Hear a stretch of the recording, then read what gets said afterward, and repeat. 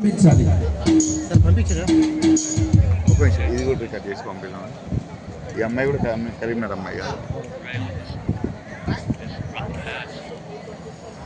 ఒకటే జననం ఒకటే మరణం, మరణం జననం రెండు ఒకటే.